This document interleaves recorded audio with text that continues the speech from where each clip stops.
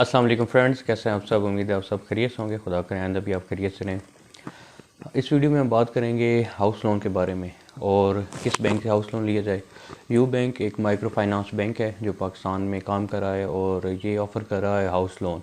इसकी शराइत बाकी मैंने बैंक्स की स्टडी की है, बाकी बैंक्स के लिहाज से इसकी जो शराइत हैं वो बहुत कम हैं। इसकी शराइत कम होने की वजह से मैं ये वीडियो बना रहा हूँ। इसमें इसकी कुछ ज़्यादा रिक्वायरमेंट्स और ज़्यादा डॉक्यूमेंटेशन भी नहीं है। आप इजीली 15 से 20 दिनों में आप अपना लोन ले सकते हैं इस बैंक के थ्रू।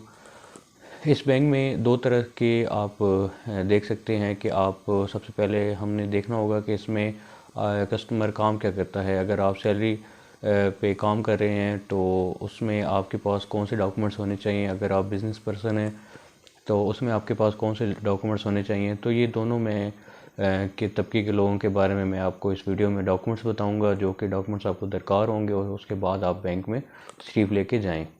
तो इसमें देखते हैं कि पहले इसकी रिक्वायरमेंट्स क्या हैं। इसकी रिक्वायरमेंट्स ये हैं कि आप की जो सैलरी है, अगर आप तनख्वाह पे काम करें तो 25,000 रुपये आपकी सैलरी होनी चाहिए।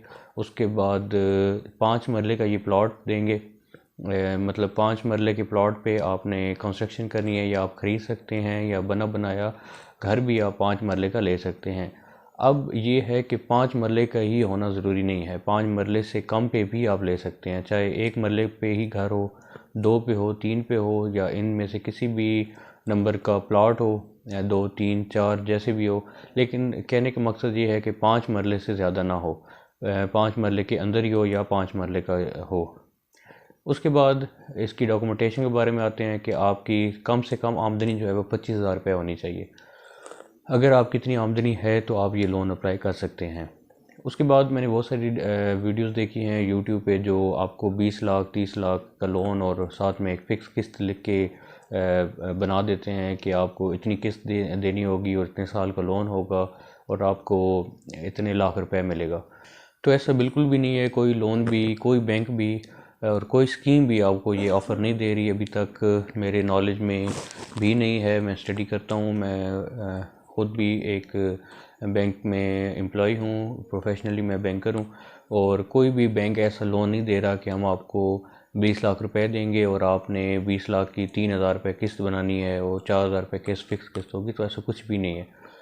ये जो लोन है हाउस लोन जिसके बारे में आपको बता रहा हूँ, ये लोन भी आपकी एक तो पे डिपेंड करेगा, आपकी आमदनी पे डिपेंड करेगा। उसके बाद जो सर्वे होगा बैंक की तरफ से वो भी इसका एक एस्टिमेटेड अमाउंट आपको देंगे, फ़िक्स अमाउंट नहीं देंगे। सपोज़ आप एक प्लॉट पे घर बनाने लगे हैं और 5 मरले का प्लॉट है, उसकी लागत 15 लाख रुपए है। जो आप की तरफ से प्रपोज़ल होगा कि वो 15 लाख रुपए हमें चाहिए, तो बैंक अपना रेट लगाएगा, सरकारी रेट के हिसाब से वो आपको रेट बना के देगा। अब वो चाहे 10 लाख हो, 7 लाख हो या 8 लाख हो, जितनी भी अमाउंट होगी वो आपको बैंक उतनी अमाउंट की फाइनेंसिंग करेगा। और अगर 10 लाख लगाएगा तो भी उसमें आपको वो 80 और 85% उसकी अमाउंट आपको वो देगा, बाकी आपने ख़ुद से डालने होंगे। तो इस तरह से ही होता है हाउस लोन। इस तरह से देते हैं कि आपकी जो जितनी भी इनकम है उस पर डिपेंड करेगा और उसके बाद उनकी जो कैलकुलेशंस हैं उन पर डिपेंड करेगा कि आप इतना लोन ले सकते हैं और आपको इतना लोन दिया जाएगा। ऐसी कोई स्कीम नहीं है कि आप पहले ही आपको कह दिया जाए कि आपको हम 20 लाख रुपए देंगे और 4 या 5,000 की किस्त है या 10,000 फिक्स किस्त है। ऐसा नहीं होगा। तो इस पर मार्कअप भी है बिल्कुल।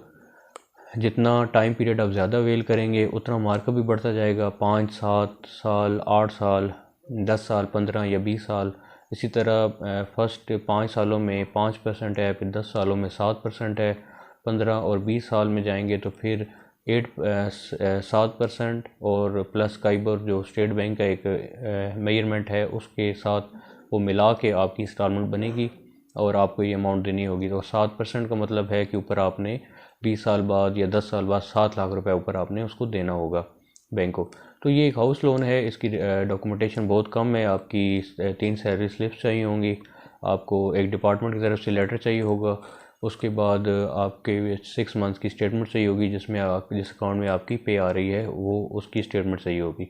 उसके बाद अगर आप बिज़नेस कर रहे हैं तो आपकी स्टेटमेंट पे डिपेंड करेगा कि आपकी ट्रांजैक्शंस कितनी है और आपका मंथ एंड में जो क्लोजिंग बैलेंस है वो कितना है। उस पे आपका ये तयन होगा कि आपको कितनी अमाउंट दी जा सकती है। उम्मीद है आपको मेरी वीडियो पसंद आई होगी। मेरी वीडियो को लाइक कर दें, इस चैनल को सब्सक्राइब कर दें, और कोई भी सवाल हो तो वो कमेंट बॉक्स में कमेंट कर दें। मैं इंशाल्लाह आपको उसका ज़रूर जवाब दूँगा। Thank you so much. अल्लाह हाफिज़।